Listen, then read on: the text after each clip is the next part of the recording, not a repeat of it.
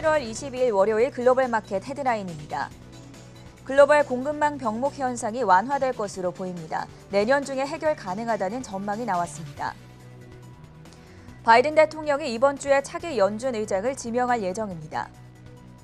세계보건기구는 유럽이 내년 3월까지 코로나19 사망자가 50만 명 증가할 것으로 전망된다고 밝혔습니다. 미국 의회가 예산안과 부채 한도를 놓고 연말 입법 전쟁을 예고했습니다. 바이든 대통령이 모금 행사에서 2024년 대선 출마 의사를 표명했습니다. 미국 항공 여행객의 코로나19 사태 이후 최고치를 경신했습니다. 중국 당국이 기업 인수 미신고를 한 알리바바와 텐센트 등에 벌금을 부과했습니다. IMF는 내년 중국의 경제 성장률이 5.6%로 전망된다며 핵심 개혁이 필요하다고 말했습니다.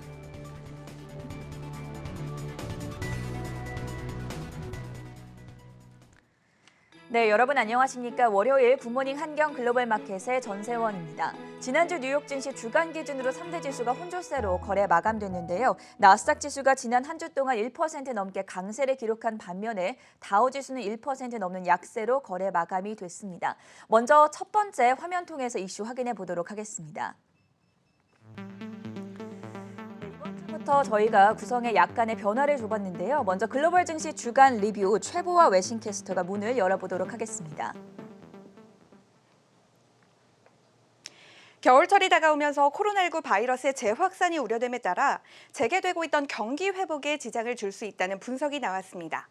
이에 따라 뉴욕 증시는 혼조세를 보이며 마무리했는데요. 토요일장에서 다우 지수는 전일 대비 0.75% 내린 35,601.98로, S&P 500 지수는 0.14% 떨어진 4,697.96으로 장을 마쳤습니다. 반면 기술주 중심의 나스닥 지수는 0.4% 오른 16,057.44의 거래를 마감했습니다. 주간 기준으로도 살펴보면 지난주 다우 지수는 1.38% 하락해 고점 대비 2.6%가량 밀렸습니다. 다만 S&P 500 지수는 0.32% 올랐으며 나스닥 지수도 한 주간 1.24% 올랐습니다. 나스닥 지수는 국채금리 하락에 사상 처음으로 종가 기준 16,000선을 넘으며 사상 최고치 행진을 이어갔습니다. 바로 이어서 달러 인덱스도 살펴보겠습니다. 달러 인덱스는 주간 기준 0.99% 오르며 96선을 넘어섰습니다. 인플레이션에 대한 우려로 위안과 달러화 가치는 동반 상승했는데 양국의 경제 정책과도 맞물려 오래 지속될 것으로 분석됩니다. 마지막으로 미국 10년물 국채 금리는 소폭 하락해 1.54%대에서 거래를 마치며 내년 상반기 2%를 돌파할 것이라는 관측도 나오고 있습니다. 필라델피아 반도체 지수는 장중 사상 최고치를 경신한 후 0.3% 오른 3,912.02에 안착했습니다. 다음으로는 아시아 증시 살펴보겠습니다. 국내 증시는 최근 메타버스에 집중된 쏠림 현상이 다른 업종으로 분산되며 지수의 전반적인 상승세를 견인했다는 평가가 많았습니다. 금요일장에서 코스피가 기관과 외국인의 매수세에 힘입어 상승 국면을 맞이하며 0.8% 오른 2,971.02의 장을 마쳤습니다. 코스닥은 0.89% 오른 1,041.92로 마감했습니다. 이외에 아시아 국가들은 차별적인 움직임을 보였습니다. 상하이 지수는 목요일까지 방향성을 찾지 못하다가 금요일 공동부유가 다시금 강조되면서 소비 수준 향상에 대한 기대감에 1% 상승하며 마무리됐고 주간 기준으로는 0.6% 올랐습니다. 지난주 기시대 일본 내각의 대규모 코로나 경제 부양책 소식이 나오면서 일본 증시도 0.5%대 오르며 장을 마쳤고 주간 기준으로도 0.46% 오름세를 보였습니다. 반면 홍콩의 항생지수는 중국의 기술기업에 대한 규제 강화 여파로 기술주와 부동산주가 약세를 면치 못했습니다. 오늘 항생지수는 전일 대비 1.08% 떨어졌고 주간 기준으로도 1%대 하락세 보였습니다. 이어 유럽 증시도 살펴보겠습니다. 코로나19 바이러스의 재확산 우려에 따라 각국의 강경한 조치들이 이어지면서 투자자들도 동요하는 모습을 보였습니다. 대표적인 방역 모범 국가로 불렸던 오스트리아는 다음 주부터 일주일 동안 국민들의 외출을 막는 전국 봉쇄령을 내렸고 독일은 백신 패스가 없이는 식당과 술집에 대한 출입을 금지시키는 등 유로존의 주요국들의 움직임이 주시됩니다. 이러한 타격 탓에 독일의 닥스 지수는 전일 대비 0.38% 하락한 16,129.97에, 프랑스의 꺄크 지수는 0.42% 내린 7,112.29에, 영국의 FTSE 지수는 0.45% 떨어진 7,223.57로 장을 마쳤습니다. 범유럽 지수인 유로스탁스 600 지수 역시 0.34%의 내림세를 보이면서 486선에서 그쳤습니다. 국제 유가도 알아보겠습니다. WTI는 3.67% 하락한 76달러 선에서, 브렌트유는 0.29% 하락한 78달러 선에서 거래되고 있습니다. 코로나19 재확산에 대한 공포감이 영향을 미친 것으로 보여지는데요. 또 공급이 회복될 움직임이 보이면서 유가가 6주 만에 최저치로 떨어졌습니다. WTI와 브렌트유 모두 4주 연속 하방 압력에서 자유롭지 못한 모습이고, 2020년 3월 이후 가장 긴 기간 동안 손실을 보이고 있어 우려스럽다는 평가도 많습니다. 금 가격도 달러화 강세의 영향으로 떨어지면서 주간 최저치를 기록했습니다. 코로나19 바이러스가 유로존을 중심으로 다시 퍼지기 시작하면서 달러화는 무서운 급등세를 보이며 투자자들의 안전자산 선호 심리가 강해졌습니다. 금값은 0.5% 내린 1,851달러 선에서 거래됐습니다. 지금까지 주간 글로벌 증시 전해드렸습니다. 네, 지난주에 세계 각국의 주요국들의 증시 흐름이 어떻게 흘러왔고 또 상품 시장은 어떤 변화를 보였는지 자세하게 짚어봤고요. 두 번째 이슈로 넘어가 보겠습니다. 자, 지난주 미국 증시 특징주 애플과 엔비디아, 테슬라 등이 큰 폭으로 급등하는 한 주였는데 좀 더 자세하게 체크해 보도록 하겠습니다. 이번에는 강수민 캐스터가 준비하고 있습니다. 네, 한 주간의 미국 증시 특징주 정리해 보겠습니다. 먼저 섹터별로 살펴보겠습니다. 주간 기준으로 기술주와 반도체주, 경기 순환주들, 그리고 유틸리티주를 제외하고는 대체로 하락한 모습입니다. 특히 에너지주와 금융주가 크게 하락했는데요. 유가가 하락세를 보이면서 금요일장에서는 S&P 500에 편입된 에너지 종목들이 모두 하락하기도 했습니다. 일주일간 엑슨모빌이 5% 떨어졌고요. 쉐보론도 2% 빠졌고, 주간 기준으로 마라톤 페트롤리움은 8%대, 옥시덴탈 페트롤리움은 9%, 대본에너지도 4% 떨어졌습니다. 금융주의 경우 아마존이 비자 카드를 통한 결제를 영국 내에서 받지 않겠다는 소식 이후로 하락세가 지속되고 있습니다. 주간 기준으로 비자는 5% 떨어졌고, 마스터카드는 6% 넘게, 페이팔도 7% 크게 하락하고 있는 모습입니다. 그럼 이어서 자동차 기업들부터 살펴보겠습니다. 2019년 포드는 리비안에 5억 달러를 투자하면서 전기차 공동개발 협정을 맺은 바 있습니다. 포드와 리비안이 이 전기차 공동개발 계획을 철회했습니다. 포드의 전기차 생산 능력 확대와 리비안의 기업 가치 폭등이 원인인 것으로 보입니다. 포드는 금요일장 1% 가까이 떨어졌고, 주간 기준으로는 0.5% 떨어졌습니다. 급락하던 리비안은 금요일장에서 4%대 상승했지만 주간 단위로는 2% 가까이 떨어진 모습입니다. 테슬라에 대한 월가 IB들의 평가는 긍정적이었습니다. 웨드부시는 테슬라 목표가를 1,100달러에서 1,400달러로 상향 조정했고, 모건 스탠리는 테슬라에 대한 비중 확대 의견을 재차 내놓았습니다. 금요일장 테슬라는 4% 가까이 올랐고, 주간 단위로는 10% 우상향 곡선 그렸습니다. 네, 과거 빵주로 불리던 마이크로소프트와 애플, 알파벳 모두 금요일 장중 신고가를 기록했습니다. 그중 애플이 일주일간 7% 오르면서 가장 환하게 초록불을 켰는데요. 2025년까지 자율주행차 애플카를 출시한다는 소식이 전해지면서 주가가 사상 최고치를 기록했고, 시총도 2조 6천억 달러를 돌파했습니다. 또 미국 국방부는 클라우드 전환 프로젝트를 위해 아마존과 알파벳, 마이크로소프트, 오라클 등 클라우드 업체 4곳에 입찰을 요청한 것으로 알려졌습니다. 주간 단위로는 아마존 4% 오르는 모습이고요. 일주일간 알파벳은 소폭 상승했고, 마이크로소프트는 2% 가까이 올랐습니다. 유럽 내 코로나19 5차 대유행 경고와 함께 오스트리아가 전국적 봉쇄에 들어간다는 소식이 전해졌습니다. 여행주들은 크게 타격을 받고 있는 모습인데요. 최근 787 드림라이너 재개 소식과 함께 주가가 긍정적인 흐름을 보이던 보잉도 금요일장 6% 가까이 하락하며 다우지수 하락을 견인했습니다. 주간 단위로는 이렇게 3% 가까이 떨어진 모습입니다. 네, 항공주들도 일제히 하락했습니다. 유나이티드 항공은 주간 단위로는 7% 떨어졌고, 델타 항공도 주간 단위로 6%, 아메리칸 항공도 5% 떨어졌습니다. 카니발도 주간 단위로 8% 빠지는 모습이고요. 노르웨이안 크루즈도 10% 가까이 하락했습니다. 부킹홀딩스도 4% 넘게 떨어졌습니다. 네, 또 카지노 기업들도 살펴보겠습니다. 펜 내셔널 게이밍이 일주일간 10% 넘게 떨어지면서 특히 많이 빠지는 모습을 보였고요. 카지노 호텔 체인인 시저스 엔터테인먼트도 일주일간 10% 하락했습니다. 이어서 반도체주 흐름도 살펴보겠습니다. 먼저 엔비디아인데요. 금요일장 장중에서도 엔비디아는 신고가를 기록했습니다. 올해 한 해 동안 142% 올랐고 주간 단위로는 8.5%, 금요일장에서는 4% 오름세 보였습니다. 월가 IB들의 평가도 긍정적이었습니다. 지난 금요일 기준 IB 12곳에서 목표가를 모두 상향 조정했습니다. 마이크론 테크놀로지는 금요일장 7% 오르면서 나스닥 지수 상승을 견인하기도 했습니다. AMD도 일주일간 5%, 퀄컴도 일주일간 12% 오르면서 모두 긍정적인 흐름 보였습니다. 다만 인텔은 계속해서 하락하고 있는 모습이고요. 일주일간 필라델피아 반도체 지수는 2% 넘게 상승했습니다. 또 반도체 장비 회사인 어플라이드 머티리얼즈가 실적을 발표했습니다. 매출이 시장 예상을 하회하면서 지난 금요일장 5% 넘게 떨어졌고 주간 단위로도 4% 떨어졌습니다.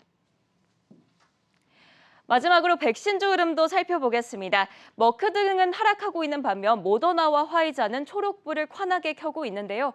미국 FDA가 모더나와 화이자의 코로나19 부스터샷 접종 대상을 미국 내 모든 성인으로 확대한다고 밝혔습니다.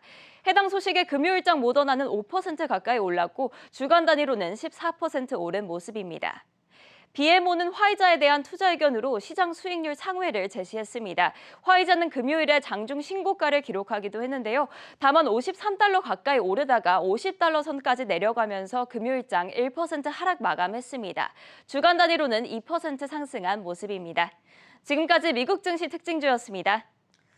업종별로 그리고 종목별로 어떤 특징이 있었는지 일목요연하게 정리해보는 시간이었고요. 세 번째 뉴스로 넘어가 보시죠.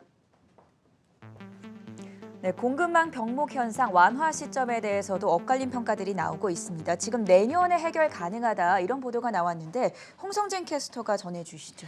네, 팬데믹 이후에 전 세계를 강타한 글로벌 공급망 병목 현상이 최근 들어 완화되고 있다는 보도가 나온 것으로 확인됐습니다. 현지 시간 21일 월스트리트저널은 현재 공급난의 주요 원인으로 꼽히는 아시아 쪽 생산업체들의 낮은 가동률이 최근 들어 증가하고 있다고 밝혔는데요. 여기에 큰 폭으로 오른 해상 운임도 진정되고 있다면서 내년 중에 공급망 병목 현상이 해결될 것이라고 진단했습니다. 앞서 지난해 코로나19 사태가 발생한 이후에 제품 공급량에 비해 소비자들의 수요가 큰 폭으로 줄어들자 기업들은 제품 생산 규모를 줄이면서 공급량을 낮춘 바 있습니다. 하지만 팬데믹을 극복하는 과정에서 제품 수요가 다시 큰 폭으로 늘어나자 최근 들어 공급량을 다시 올리는 상황이었는데요. 그럼에도 제품 공급량이 소비자들의 수요를 따라잡지 못하면서 전 세계 기업들이 심각한 공급난에 시달리고 있는 것으로 확인됐습니다. 다만 월스트리트저널은 최근 아시아 생산업체들의 저조한 가동률이 증가하고 있다면서 특히 중국의 경우 제조업체들의 발목을 잡은 전력난 사태 역시 개선되고 있다고 밝혔습니다. 앞서 중국은 호주와의 외교 분쟁을 인해 석탄 부족 사태를 직면한 바 있는데요. 최근 중국 당국이 대대적인 석탄 증산에 나서면서 전기 생산량도 늘어 제조업체들의 생산 능력이 지난달부터 개선된 상태입니다. 여기에 베트남 기업들의 생산 능력도 현재 80%까지 회복된 상황이고 미국 항만의 물류 적재 현상 역시 나아지고 있는 것으로 알려졌는데요.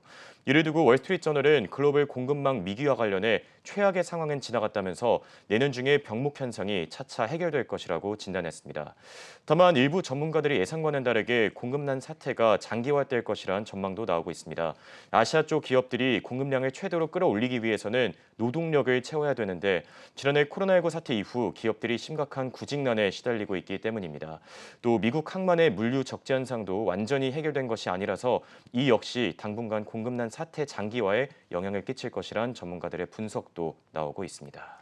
네, 글로벌 공급망 병목 현상이 완화될 것이다. 내년에 해결 가능하다는 의견도 있었고 오히려 장기화될 가능성도 있다는 언급도 있었습니다. 다음 뉴스로 넘어가 보겠습니다. 네, 코로나19 유럽 재확산 상당히 심각한 문제입니다. 지난주 금요일 뉴욕 증시에서 또 오스트리아 봉쇄 조치가 나오면서 여행주들 중심으로 타격을 받는 모습이었는데 어떤 평가들 나오고 있습니까?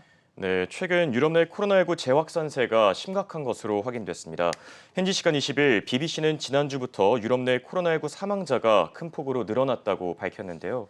세계보건기구 WHO 역시 비슷한 입장을 내놓은 상황이라면서 코로나19 사태가 진정되지 않을 경우에 내년 3월까지 유럽에서 50만 명이 추가로 사망할 수 있을 것이라고 경고했습니다. 앞서 WHO는 지난 16일 기준으로 유럽의 주간 코로나19 사망자가 전주 대비 5% 증가했다고 밝힌 바 있습니다. 이는 6개 대륙 가운데 가장 높은 증가율을 나타내는데요. 코로나19 신규 확진자 또한 전주 대비 8% 정도 증가했다면서 현재 약 214만 5천 명을 기록한 상황이라고 전했습니다. 이를 두고 WHO 측은 BBC와 인터뷰에서 유럽 내 긴급 조치가 시행되지 않을 경우에 사망자가 향후 큰 폭으로 늘어날 것이라고 경고했습니다. WHO는 최근 유럽 내 델타 변이 확산세가 심각한 수준이라면서 백신 공급 부족 현상이 큰 영향을 끼치고 있다고 전했는데요. 때문에 내년 3월까지 유럽에서 코로나19 사망자가 50만 명 더 늘어날 수 있을 것이라면서 유럽연합이 이를 막기 위해 더 적극적인 조치를 취해야 한다고 밝혔습니다. 다만 백신 접종 의무화에 대해서는 조심스러운 입장을 전한 것으로 확인됐습니다. WHO는 백신 접종 의무화가 코로나19 확산세를 줄일 수는 있겠지만 이 문제에 대해서는 충분한 논의가 이뤄져야 한다고 전했는데요. 유럽연합 정책 당국자들이 백신 접종 의무화를 최후의 수단으로 사용해야 된다면서 방역 조치 강화, 백신 공급량 확대 등의 방안을 우선적으로 시행해야 한다고 덧붙였습니다. 한편 유럽 내 코로나19 신규 확진자가 늘어나면서 정부와 국민 간의 갈등도 심각해지고 있는 것으로 확인됐습니다. 앞서 유럽에서는 최근 오스트리아가 코로나19 확산세를 두고 오는 22일부터 열흘간의 전면 재봉쇄와 함께 내년 2월부터는 백신 접종을 의무화한다고 밝힌 바 있는데요. 이를 반대하는 시민들이 거리로 쏟아지면서 지난 20일 무려 3만 명이 넘는 사람들이 대규모 반대 시위를 벌인 바 있습니다. 또 오스트리아뿐만 아니라 스위스, 이탈리아, 네덜란드 등에서도 코로나19 방역 규제를 둘러싼 대규모 집회가 열리고 있는 상황인데요. 과연 유럽 정부가 코로나19 확산세를 두고 어떤 조치를 취할지 귀추가 주목되고 있습니다. 네, 굿모닝 한경 글로벌 마켓 월요일 오늘 이 시간은 글로벌 증시 리뷰 앤 프리뷰 시간으로 주제로 이야기를 나눠보고 있습니다. 이제 프리뷰로 넘어가 볼 시간인데요. 화면 통해서 주제 확인해 보시죠. 네, 이번 주 핵심 경제 지표들 정리해봤습니다. 전가은 캐스터 연결돼 있죠? 네, 이번 주 주요 경제 지표 발표 일정부터 체크해 보겠습니다. 월요일에는 10월 기존 주택 판매가 나옵니다. 또 23일 화요일에는 11월 제조업 PMI가 발표되고요. 24일 수요일에는 10월 근원 내구재 수주와 3분기 GDP 확인하셔야겠습니다. 25일 목요일에는 10월 신규 주택 판매가 나옵니다. 오늘은 이 신규 주택 판매에 대해서 조금 자세히 살펴보겠습니다. 신규 주택 판매 지표는 해당 월에 새롭게 개육되는 신규 주택의 수를 조사해서 연율로 환산하여 산출하는데요. 주거용 부동산 시장에서 신규 주택은 15%가량만 차지하고 있는데 기존 주택 판매 지수보다 경제에 미치는 영향이 크다고 평가됩니다. 신규 주택은 더 많은 투자와 고용 지출, 생산을 창출해내기 때문이죠. 따라서 개인들의 지출 패턴이 바뀌기 시작하면 그 징조를 이 지표를 통해서 가장 먼저 확인하실 수 있습니다. 우선 가장 직전 달인 9월 달에는 신규 주택 판매 지수가 6개월 내 최고치로 급증했습니다. 계절 조정 연율 80만 호를 기록했는데요. 이는 반면 전년 동기 대비 17.6% 감소한 수치였습니다. 코로나19 대유행 초기에는 사람들이 홈오피스와 온라인 수업을 위해 더 넓은 숙소를 찾으면서 도시에서 지역으로의 이동이 일어나고 주택에 대한 수요가 급증했습니다. 하지만 이후 점차 백신 접종 추이와 함께 일상으로 돌아가면서 주택 구매 열풍이 누그러지는 모습, 그래프로도 확인하실 수 있습니다. 월가에서는 주택 시장이 회복을 보이고 있다는 분석들이 나옵니다. 낮은 금리, 또 완화된 대출 기준, 그리고 코로나 공포가 도시에서 재개되는 점 등이 경기 반전을 주도하면서 신규 주택뿐 아니라 기존 주택 매매도 올 초 침체에서는 반등했다고 평가되며 이 반등세는 10월에도 지속될 것으로 보입니다. 하지만 주택담보대출 금리 상승은 일부 주택 구입을 떨어뜨리면서 시장의 역풍으로 다가올 수 있다는 분석도 나옵니다.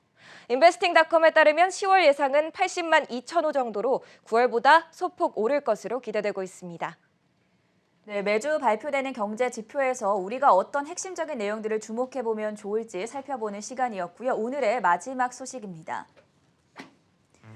네, 기존 주택 판매와 신규 주택 판매 이외에 또 어떤 이슈들이 예정이 되어 있는지 이번 주 핵심 증시 일정은 이혜은 캐스터가 준비했습니다. 이번 주 주요 일정과 외신 반응들 살펴보겠습니다. 그럼 먼저 현지 시각 20일 월요일 일정부터 살펴보겠습니다. 현지 시각 22일에는 줌비디오의 실적 발표가 예정되어 있습니다. 다음 23일 주요 소매업종과 24일 중장비 업체 디어의 실적 발표가 있습니다. 한편 24일 수요일에는 FOMC 의사록 공개가 예정된 점도 참고하시기 바랍니다. 현지 시각 25일 목요일은 미국 추수감사절입니다. 따라서 장은 열리지 않는다는 점 참고하시길 바랍니다. 한편 그 다음 날인 현지 시각 26일 금요일에는 장이 열리는데요. 하지만 블랙 프라이데이인 만큼 현지 시각 오후 1시에 조기 폐장할 예정입니다. 여러 기업의 실적 발표와 이벤트들이 있는 이번 주 일정 중에서도 유심하게 보셔야 할 일정으로는 11월 FOMC 의사록 공개를 들 수 있겠습니다. 이달 초 11월 회의에서 제롬 파월 의장은 테이퍼링 계획을 발표했는데요. 하지만 기준금리 인상과 관련해선 논의하지 않았다고 밝혔습니다. 이번 FOMC 의사록을 통해 11월 회의에서 구체적으로 어떤 이야기가 오고 갔는지 확인하실 수 있을 것 같습니다. 따라서 이목이 집중되고 있는데요. 현지 시각은 어떤지 살펴보겠습니다. CMC 마켓의 마이클 뉴슨 애널리스트는 이번 의사록을 통해 얼마나 많은 이사가 11월 회의 당시 테이퍼링을 더 빠른 속도로 진행하길 원했는지를 주목해야 한다고 했습니다. 또 최근 잇따른 연준 이사들의 발언들이 이사들 사이에서 인플레이션 불안감이 커진 걸 보여준다며 현재 물가 상승과 관련해 이사들 간 이견이 있을 수 있다고 언급했는데요. 따라서 이번 24일 공개될 의사록이 12월 FOMC 회의에서 각 이사들의 금리 인상에 대한 입장 변화를 암시할 것으로 보인다고 했습니다. 앞서 언급한 것처럼 최근 연준 의사들은 다양한 행사에서 테이퍼링과 금리 인상과 관련된 발언들을 했는데요. 먼저 테이퍼링과 관련된 발언들 살펴보시겠습니다. 지난 현지 시각 19일 연준의 2인자로 꼽히는 리처드 클라리다 부의장은 12월 회의에서 테이퍼링 속도를 높이는 것이 적절하다고 밝혔습니다. 클라리다 부의장은 중도파지만 비둘기파적 성향을 가진 이사입니다. 이외에도 현지 시각 19일 크리스토퍼 월런 연준수사는 테이퍼링을 더 서두르는 동시에 제로금리 시대에서 벗어나야 한다며 한 발 더 나아갔습니다. 두 인사 모두 빠른 경기 회복세와 인플레이션을 근거로 든 건데요. 앞서 매파로 알려진 제임스 블러드 세인트루이스 연은 총재도 최근 테이퍼링 속도를 내야 한다는 공개 발언을 내놓은 바 있습니다. 금리 인상 시기 그리고 횟수와 관련해선 각 이사마다 조금씩 생각이 다릅니다. 리처드 클라리다 부의장은 기준금리 인상을 위한 3가지 필요 조건이 2022년 말까지 충족될 것이라며 사실상 내년 금리 인상에 대한 가능성을 내비쳤습니다. 또 제임스 블러드 세인트루이스 연방준비은행 총재는 내년 2차례 금리 인상을 예상했고 라팔 보스텍 애틀랜타 연은 총재도 이르면 내년 3분기 중 금리 인상에 나서야 한다고 주장한 바 있습니다. 이렇게 인플레이션은 일시적이란 기존 견해에서 조금씩 다른 목소리가 나오고 있습니다. 현지 시각 24일 공개될 FOMC 의사록을 통해 각 이사들의 입장 변화를 비교해 보시면서 12월 FOMC 회의에 대한 힌트를 얻어보시면 좋을 것 같습니다.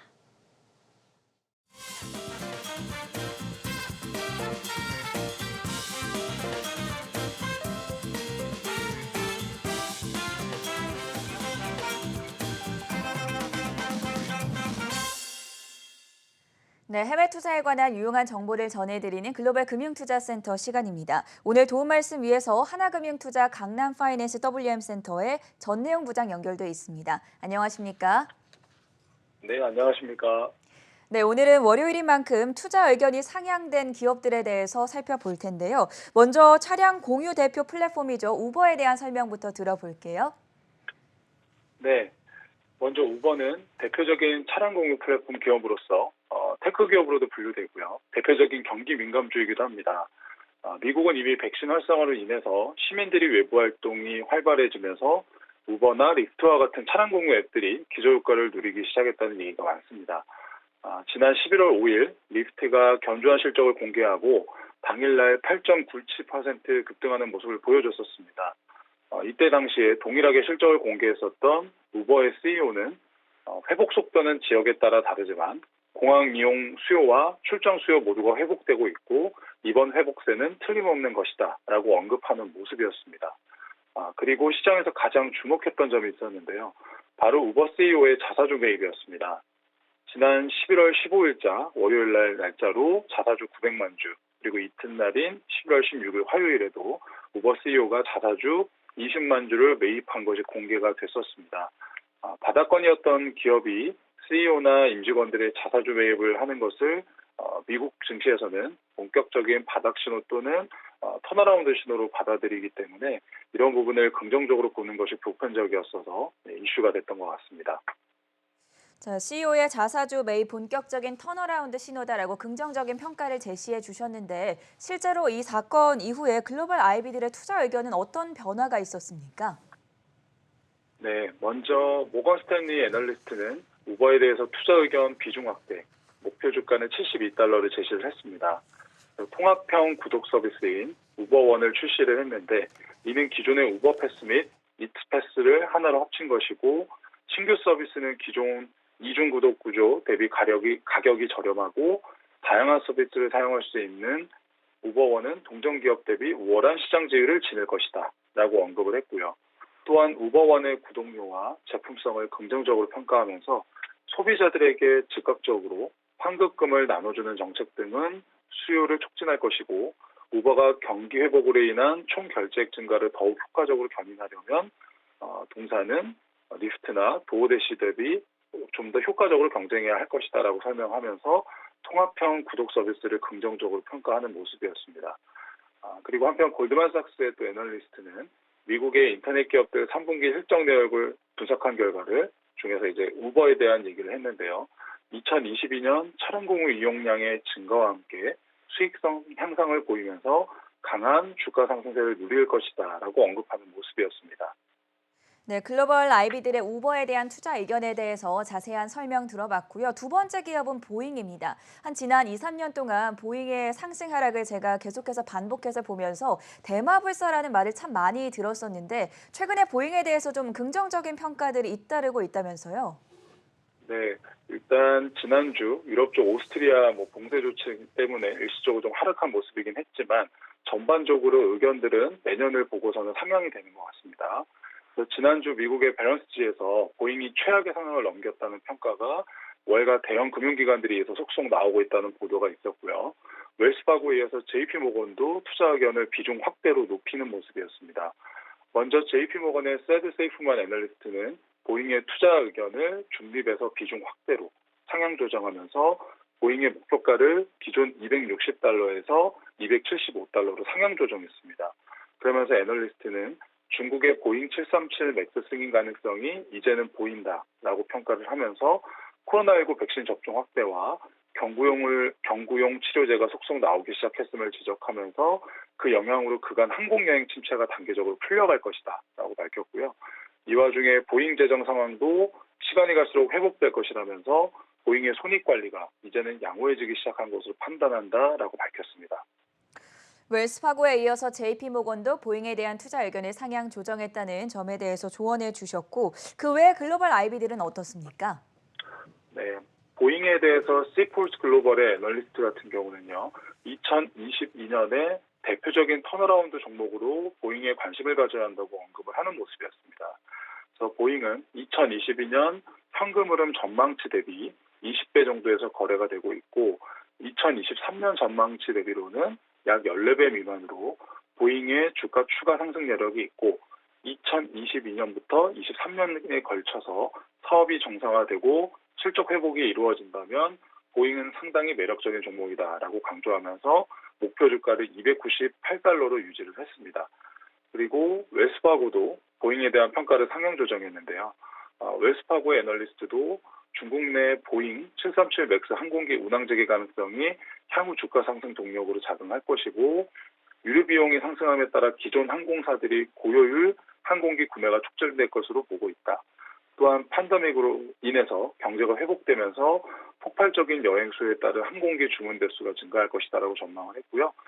보잉의 주가에 대한 위험 대비 보상 비율이 긍정적임에 따라서 동사에 대한 기존 목표 주가를 $224에서 $272로 상향 조정을 했고 투자 의견 매수를 제시하는 모습이었습니다. 네, 오늘은 투자 의견이 상향 조정된 종목이죠. 보잉과 그리고 우버에 대해서 자세하게 점검 들어봤고요. 지금까지 하나금융투자 강남파이낸스센터의 전내훈 부장과 함께했습니다. 고맙습니다. 네, 감사합니다.